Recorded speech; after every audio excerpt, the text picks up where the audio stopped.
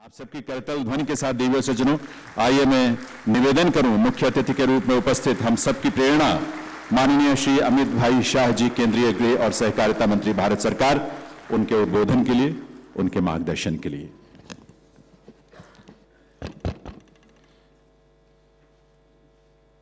आज के नेपकप के तत्वाधान में अर्बन क्रेडिट कोऑपरेटिव सोसाइटीज और अर्बन कोऑपरेटिव बैंक्स के राष्ट्रीय सम्मेलन में मेरे साथ मंच पर उपस्थित मोदी जी की मंत्रिपरिषद में मेरे सहयोगी श्रीमान BL वर्मा जी, नेपकेप के अध्यक्ष ज्योतिंद्र भाई मेहता जी, श्री ज्ञानेश कुमार जी, और आज देश भर से यहाँ पधारे हुए सारे अलग अलग कोऑपरेटिव बैंक और क्रेडिट सोसाइटी के प्रतिनिधिगण। एक प्रकार से मैं भी सहकारिता क्षेत्र से जुड़ा हुआ कार्यकर्ता हूँ, इसलिए आप सभी का आज के सम्मेलन में मैं स्वागत करता हूँ। मित्रों, आजादी का अमृत महोत्सव इस वर्ष देश मना रहा है। स्वाभाविक रूप से कोई भी राष्ट्र जब आजाद होने के बाद 75 साल पूरा करता है तो ढेर सारी उपलब्धियों को प्राप्त करता है, और हमारे देश ने कई सारे क्षेत्र में कई बड़ी बड़ी सिद्धियां प्राप्त की। तो अमृत महोत्सव के वर्ष पर उस सिद्धियों पर गौरव तो करना ही है, उसका गुणगान भी गाना है।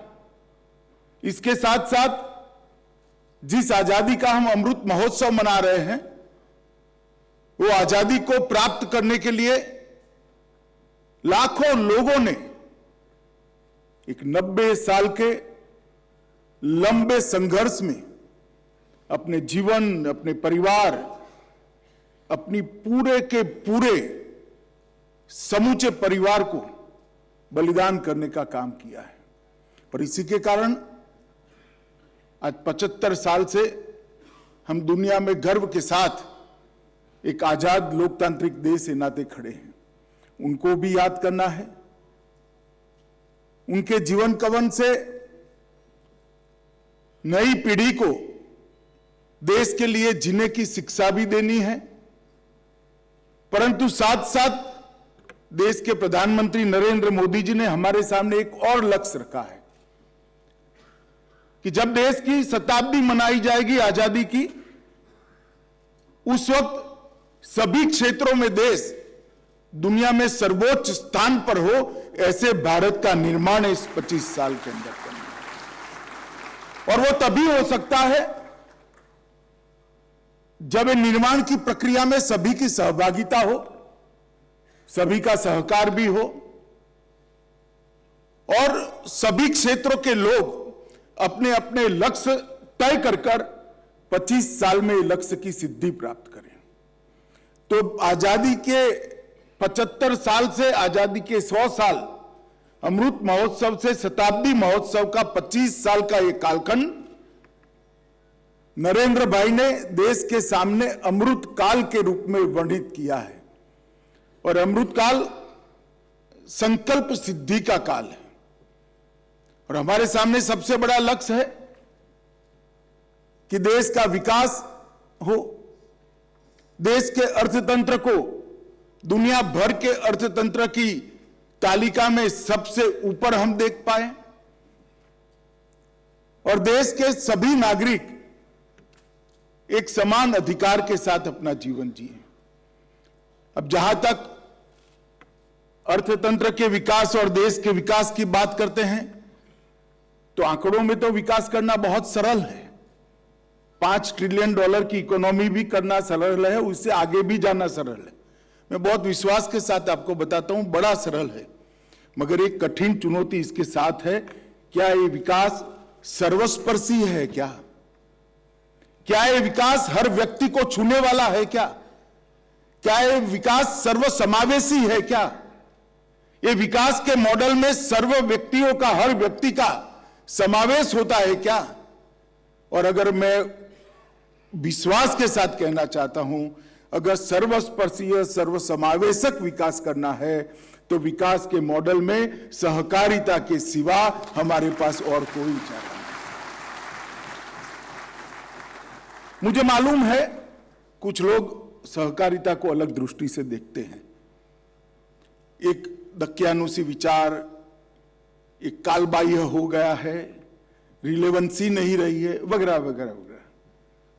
मगर मैं इस सबको कहना चाहता हूं कि आज आप अमूल के मॉडल को देखिए, क्रिप्को के मॉडल को देखिए, इफ्को के मॉडल को देखिए, लिज्जत पापड़ के मॉडल को देखिए, हमारी 195 से ज्यादा 100 साल पुरानी कोऑपरेटिव बैंकों को देखिए, तो आपको मालूम पड़ेगा ये आज भी रिलेवेंट है।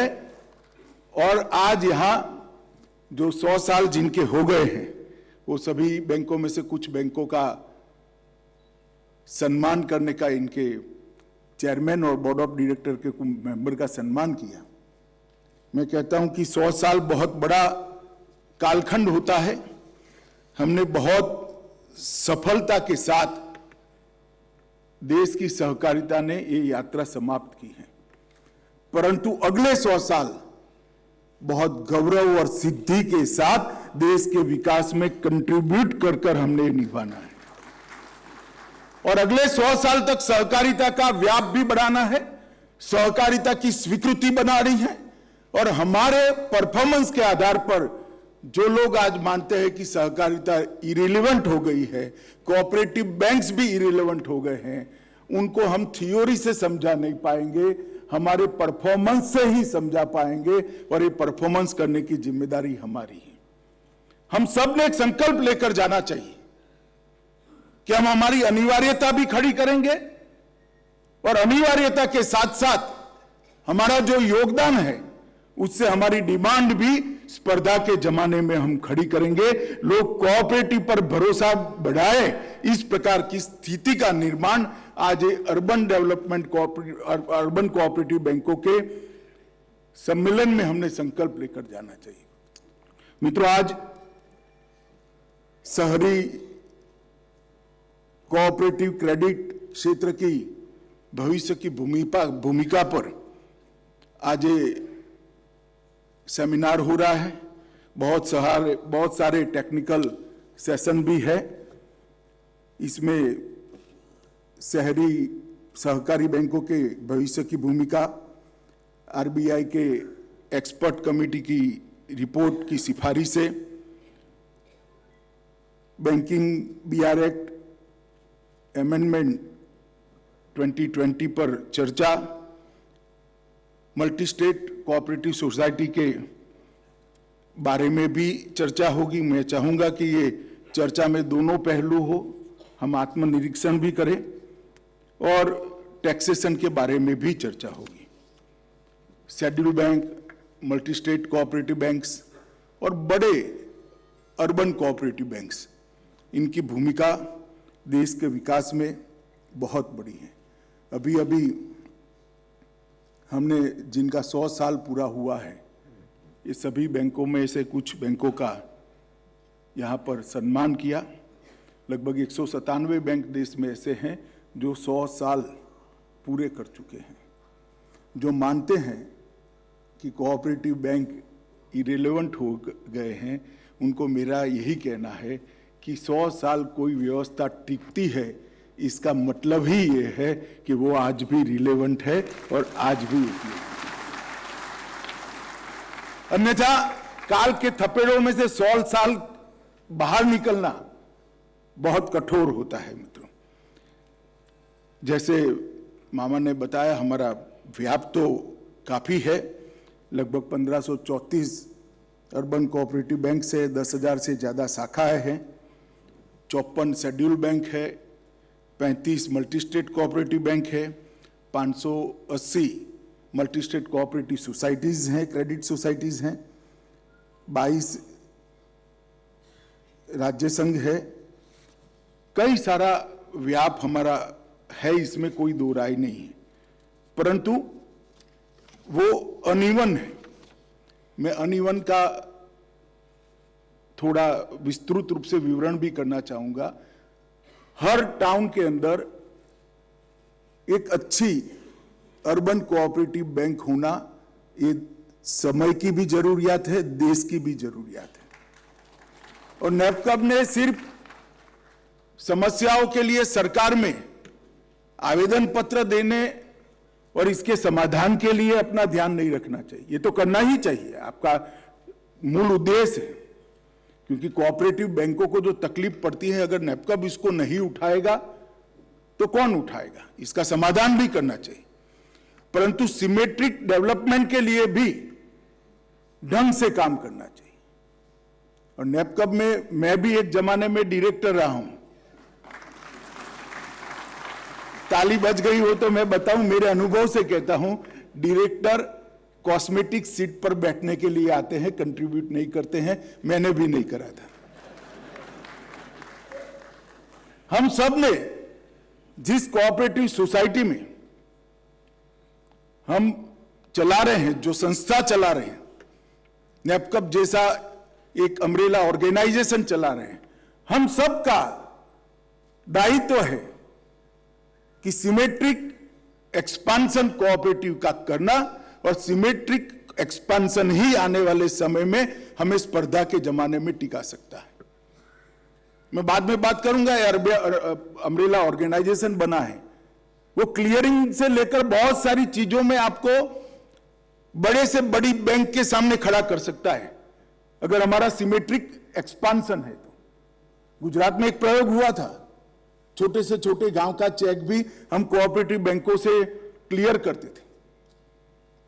बहुत बड़ी स्ट्रेंथ बढ़ सकती है। और इसके लिए भी सफल जो बैंक है उन्होंने भी आगे आना पड़ेगा। सफल बैंकों ने भी इसमें समय निकालना पड़ेगा। अपने अपने कार्यक्षेत्र और अपनी बैंक की चिंता करेंगे ऐसा नहीं होगा, क्योंकि अर्बन कोऑपरेटिव बैंक निहायत जरूरी है। जैसा मैंने कहा कि सर्वस्पर्शीय सर्वसमावेशी विकास अगर करना है, मैं दावे से कह सकता हूं कि यहां बैठे हुए मेरे अर्बन कोऑपरेटिव बैंक के चेयरमैन और डायरेक्टर, उनकी बैंक समाज के छोटे से छोटे तबके को जिस सरलता से लोन दे सकती है, कोई नहीं दे सकता, केवल और केवल अर्बन स्टेट कोऑपरेटिव। और उस तबके को भी उठाना है, उसको विकास की प्रक्रिया में हिस्सेदार बनाना है, उसको देश के अर्थतंत्र में स्टेक होल्डर बनाना है, और वो कोऑपरेटिव ही कर सकता है। सामान्य व्यक्तियों को रोजमर्रा की छोटी छोटी चीजों के लिए जब लोन चाहिए, बच्चे को पढ़ाना है, कोई छोटी गाड़ी ले लेनी है, 2 बेडरूम का फ्लैट ले लेना है, तो वो आज भी कोऑपरेटिव बैंक के बगैर बहुत दिक्कत आएगी, ऐसा मेरा मानना है। मैंने मित्रों मेरे जीवन में 3 ऐसे बड़े बड़े उद्योगपति देखे हैं। रिजर्व बैंक के यहाँ अफसर भी बैठे हैं, मैं उनको भी कहना चाहूँगा, 3 ऐसे बड़े उद्योगपतियों को मैं जानता हूँ जिनको पहला 5 लाख का लोन अर्बन कोऑपरेटिव बैंक ने दिया था, जो आज देश के सबसे बड़े जीडीपी कंट्रीब्यूटर हैं। मैं जानता हूं, व्यक्तिगत रूप से जानता हूं कौन सी बैंक। एक बैंक तो यहां बैठी भी है, मुझे मिलने भी वाले हैं। वो 5 लाख का लोन देश को बड़ा इंडस्ट्रियलिस्ट दे सकता है। मैं इसलिए आपको कहता हूं कि हमारी जरूरियात सर्वस्पर्शीय सर्वसमावेशी विकास के लिए बहुत जरूरी है। और आर्थिक रूप से जो अभी सशक्त नहीं हुए, इनका एम्पावरमेंट करने की जिम्मेदारी सोसाइटी की है। मैं जब सोसाइटी कहता हूं तब सरकार की भी है और सहकार की भी है, दोनों की बनती है। उनका एम्पावरमेंट करना ये हमारा काम है, और एम्पावरमेंट करने के लिए अर्बन कोऑपरेटिव बैंक से और अर्बन कोऑपरेटिव क्रेडिट सोसाइटी से अच्छा जरिया और कोई हो नहीं सकता। मित्रों, 10,000 शाखाएं, 5 लाख करोड़ का डिपॉजिट, 3 लाख करोड़ रुपए का एडवांस, देखने में बड़ा अच्छा लगता है, क्योंकि हम छोटी छोटी बैंकें चला रहे हैं।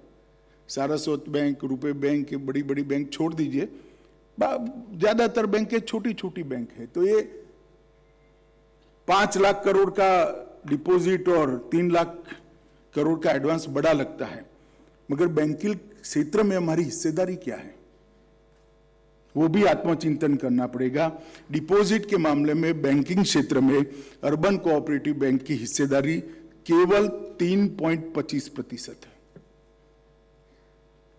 और एडवांस के मामले में 2.69%, 2.70%।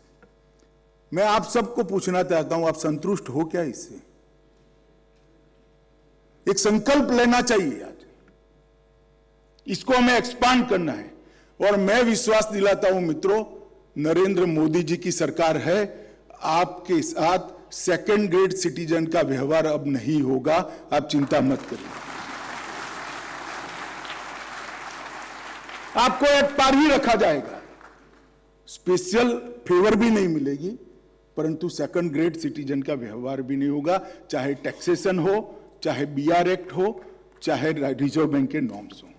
सेकंड ग्रेड सिटीजन का व्यवहार आपके साथ नहीं होगा। अर्बन कोऑपरेटिव बैंकों को एक समान रूप से ही देखा जाएगा, परंतु विकास करना जिम्मेदारी हमारी है, विश्वसनीयता खड़ी करना जिम्मेदारी हमारी है, लोगों का हम पर भरोसा बनाना जिम्मेदारी हमारी है, हमारे कंडक्ट से आरबीआई का भरोसा जीतना वो जिम्मेदारी हमारी है, हमारे कंडक्ट से सरकार का भरोसा जीतना ये जिम्मेदारी हमारी है। मैं आज आप सभी को कहना चाहता हूं कि हमने अगर एक्सपांड करना है, हम हमारे कालखंड को न सोचें, हम हमारी एक बैंक को न सोचें। अगर सभी ने ऐसा सोचा होता तो आज तक कोऑपरेटिव सेक्टर ही बंद हो गया होगा। कुछ ऐसे लोग थे जिन्होंने सेक्टर का सोचा, आज हम यहां तक 100-125 साल की यात्रा पार कर कर यहां पर खड़े। हमने भी आगे के 100 साल का सोचना पड़ेगा और इसके लिए हमारे अंदर भी कुछ संस्थागत परिवर्तन करना पड़ेगा। क्या आप सब ये सोचिएगा, मैं कोई कानून से करने की बात नहीं, ये सोच से करने की बात है। आपका बोर्ड कोऑपरेटिव है क्या? हमने भी सोचना चाहिए। 10 साल से 2 नए लोग आ जाए, 3 नए लोग आ जाए, यंग लड़के आ जाए, प्रोफेशनल आ जाए, जगह करो भाई। बहुत सारे लोग लाइन में हैं, हम भी जमकर न बैठ जाए। नए बच्चे आ गए, टाई पहनकर, प्रोफेशनल है, जरा जगह करो, उनको बैठने दो, वो आगे बढ़ाएंगे कोऑपरेटिव को। हम भी जमकर न बैठे भाई। बारी तो सबकी आएगी बदलने की, बदलना ही है। समय से किसी को इंक्लूड करते करते धीरे धीरे परिवर्तन होगा। तो नया आया है, आपके अनुभव से सीखेगा और जो पुराना है वो नए को सिखा कर जाएगा। ये अप्रोच हमने लेना चाहिए। हमारे मानव संसाधन को भी हमने एक बार, हमारी स्पर्धा जिनसे है प्राइवेट बैंकों के साथ और नेशनलाइज्ड बैंकों के साथ, इसके साथ हमारे मानव संसाधन को भी हमने कंपेयर करना चाहिए। हमारी भर्ती की प्रक्रिया प्रोफेशनल है क्या? हमारी अकाउंट की सिस्टम पूरी कंप्यूटराइज हो चुकी है क्या? हमने सारे मानांकों के लिए अपने अकाउंट सॉफ्टवेयर के अंदर स्वयं अलर्ट रखे हैं क्या? बहुत सारी चीजें, मैं बहुत कुछ कह सकता हूं, मगर जाते वक्त आप ताली बजाओ ऐसा छोड़ना चाहता हूं, इसलिए ज्यादा कहना नहीं चाहता। परंतु आत्मचिंतन करना चाहिए। हमने भी स्पर्धा में टके रहना है तो सिर्फ रोना रोने से नहीं होगा, हमें अपने आप को बदलना पड़ेगा, समय के साथ बदलना पड़ेगा और समय के साथ खरा उतरना पड़ेगा। मैं इतना विश्वास दिला सकता हूं नरेंद्र मोदी सरकार की ओर से कि आपके साथ अन्याय कोई नहीं कर पाएगा। मेरी बात को आप मान कर चलिएगा। मेरी खुद की नैपकप के साथ 2 बार मीटिंग हुई है, मेरे डिपार्टमेंट की कई मीटिंग हुई है, ढेर सारे इश्यू आए भी है। रिजर्व बैंक ने अभी रिजर्व बैंक के साथ तो मीटिंग हुई नहीं है, मगर उसके पहले भी 2-3 इश्यूओं को हमारा क्लियर भी कर दिया है। और अम्ब्रेला ऑर्गेनाइजेशन जो है, इसमें 300 करोड़ रुपया इकट्ठा करना, मैं तो मानता हूं रिजर्व बैंक ने लक्ष्य हमें बहुत सरल दिया है। मैं अगर रिजर्व बैंक की व्यवस्था में होता तो 300 करोड़ का कतई न देता, ज्यादा देता। हमने सिर्फ गुजरात के अंदर माधुपुरा अर्बन कोऑपरेटिव बैंक जब प्रॉब्लम में आ गई, इसका रिवाइवल पैकेज लेकर हम गए थे जालन साहब के पास, आरबीआई के गवर्नर थे, इन्होंने अप्रूव किया था। बाद में जो रिवाइवल के लिए कमेटी बनी उसमें मैं भी था। 300 करोड़ रुपया हमने सिर्फ अर्बन कोऑपरेटिव बैंकों और कोऑपरेटिव बैंकों से, कुछ डिस्ट्रिक्ट कोऑपरेटिव बैंक ने भी दिया था, सिर्फ गुजरात से इकट्ठा किया था। और परिणाम देखिए साहब, वो बैंक रिवाइव हुई और आज वो बैंक का एक एक पैसे का ऋण सभी का चुका दिया गया है, एक पैसा भी बाकी नहीं। इतने बड़े गबन के बाद डिपॉजिटर इंश्योरेंस स्कीम कंपनी ने जो दिया था वो भी सब समाप्त हो चुका है। परंतु हमने आत्मचिंतन कर कर हमारे यहां भी नए सुधारों को स्वीकारना पड़ेगा। अर्बनाइजेशन 40% है, स्वाभाविक रूप से 40%, अर्थतंत्र भी 40% से ज्यादा अर्बनाइज हो चुका है। अब इसमें हमें हमारा हिस्सा बढ़ाना है, तो स्पर्धा में रहने की हमने बात को ध्यान से करना पड़ेगा। नैपकब ने अर्बन क्रेडिट कोऑपरेटिव सोसाइटी के क्षेत्र पर भी ज्यादा थ्रस्ट देने की जरूरत है। उनके अकाउंटिंग सॉफ्टवेयर, उनके कॉमन बायलॉज, उनके कंडक्ट के कुछ मॉरल तरीके से सर्कुलर कर कर हम कंडक्ट के कुछ डूज और डोंट भेज सकते हैं उनको। इस प्रकार से अर्बन क्रेडिट सोसाइटी भी जो लगभग 1 लाख से ज्यादा है, इस पर भी हमने ध्यान देना पड़ेगा और अर्बन क्रेडिट कोऑपरेटिव सोसाइटी की भी शाख बने, विश्वास बने, लोगों का भरोसा बने, इस दिशा में हमने आगे आना पड़ेगा। मित्रों, आज सहकारिता की भावना और संस्कृति दोनों को हमें आगे ले जाना चाहिए। मैं तो मूल सहकारिता का ही आदमी हूं। मैं मानता हूं कि देश के गरीब तबके के विकास के लिए एक क्षेत्र बहुत जरूरी है। तो भावना को तो हम आगे ले जाए, मगर साथ में आधुनिक बैंकिंग पद्धति को भी हम स्वीकार करें, तभी जाकर हम अपने आप को स्पर्धा में टिका पाएंगे। कई सारे लोग गैर बैंकरों द्वारा संचालित बैंक कहते हैं। मैं इनको यही कहता हूं कि संचालक बोर्ड जो भी हो, अगर कोऑपरेटिव बैंक प्रोफेशनल्स को अपने मानव संसाधन बल के अंदर एक निश्चित हिस्सा दे देते हैं, तो ये ताना हम पर से हमेशा के लिए टूट जाएगा। मैंने कुछ अभी रिजर्व बैंक ऑफ इंडिया ने जो नया अमेंडमेंट किया उसको ध्यान से देखा है। मेरे भी खुद के भी कुछ मतभेद नैपकब के साथ है कि ये तो नहीं करना चाहिए, आरबीआई ने सही किया है। हालांकि नैपकब वाले स्वीकारते नहीं है, वो आपके पक्ष में बात करते हैं, परंतु मैं मानता हूं वो बात भी आपके पक्ष में नहीं है। अंततोगतः हमारा ही नुकसान होगा अगर हम सुधार को स्वीकारेंगे नहीं तो। ये जरूर है कि शंका की दृष्टि से जो पाबंदियां रखी है नहीं रखनी चाहिए। सहकारी क्षेत्र पर शंका नहीं करनी चाहिए। ज्यादा विजिलेंट रहने की भी जरूरत नहीं है।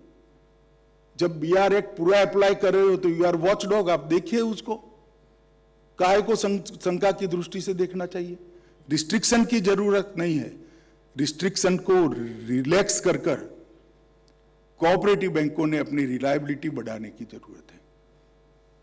आरबीआई ने भी रिस्ट्रिक्शन रिलैक्स करने पड़ेंगे और कोऑपरेटिव बैंकों ने भी अपनी विश्वसनीयता बढ़ानी पड़ेगी, तभी जाकर ये होगा।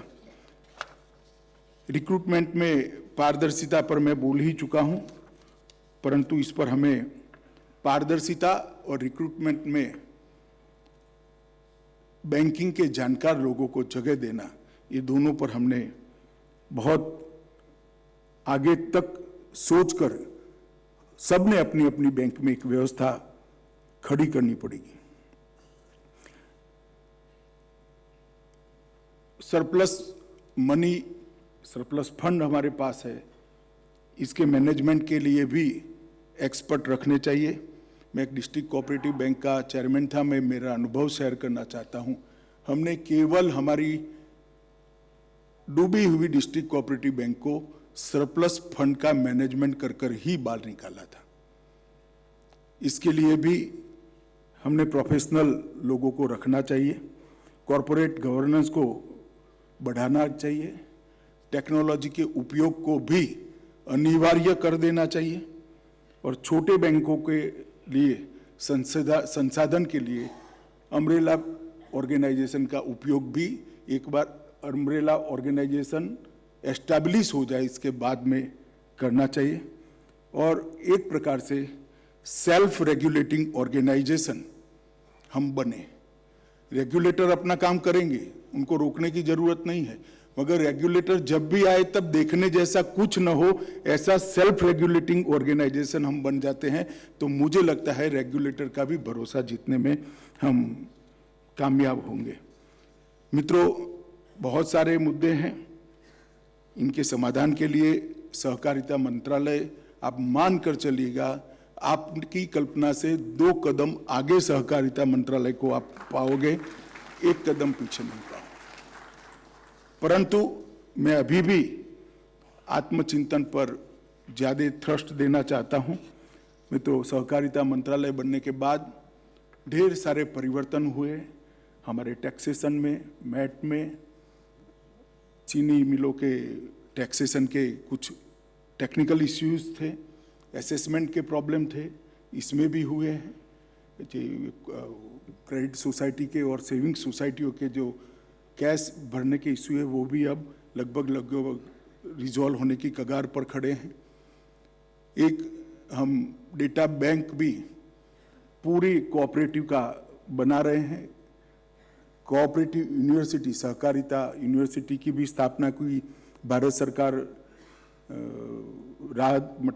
रास्ता प्रशस्त कर रही है। इसके साथ साथ बड़ी सहकारी समितियों में जैम से खरीदी का भी अभी हमें मंजूरी इस देश की कैबिनेट ने दी है। आपको जानकर खुशी होना चाहिए कि सरकारी संस्थाओं के अलावे अगर किसी को जैम से खरीदी का परमिशन मिला है तो सिर्फ कोऑपरेटिव को देने का काम देश के प्रधानमंत्री नरेंद्र मोदी जी ने किया। ये पारदर्शिता के लिए बहुत जरूरी है। अभी रिजर्व बैंक ने 2 रिलैक्सेशन दिए हैं। अर्बन कोऑपरेटिव बैंक के लिए आवास के लिए ऋण की सीमा को दोगुना कर दिया गया है और अर्बन कोऑपरेटिव बैंक के डोर स्टॉप बैंकिंग के लिए भी परमिशन दे दी है। ढेर सारी चीजें हो रही हैं और भी होगी, परंतु मेरा आग्रह है कि हमने भी सब बैंक ने आत्मचिंतन कर स्पर्धा में टिकने के लिए हमारी इंस्टीट्यूशन में हमें क्या करने की जरूरत है इस पर सोचना चाहिए। और फिर से मैं कहता हूं कि हम अगर चर्निंग नहीं रखेंगे, पानी बहता नहीं होगा तो जरूर उसकी क्वालिटी खराब होगी। अगर पानी बहता होगा तो क्वालिटी कभी नहीं बिगड़ेगी। मेरी बात याद रखना।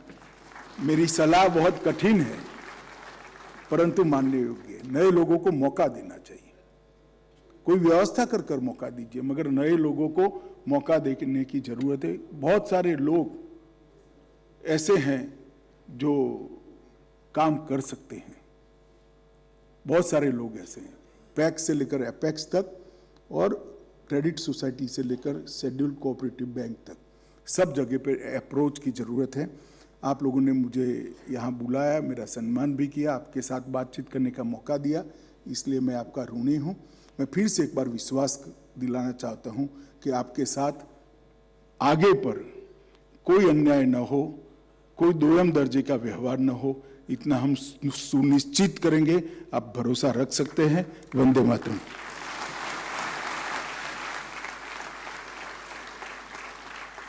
बहुत बहुत आभार माननीय श्री अमित भाई शाह जी, माननीय केंद्रीय गृह और सहकारिता मंत्री भारत सरकार।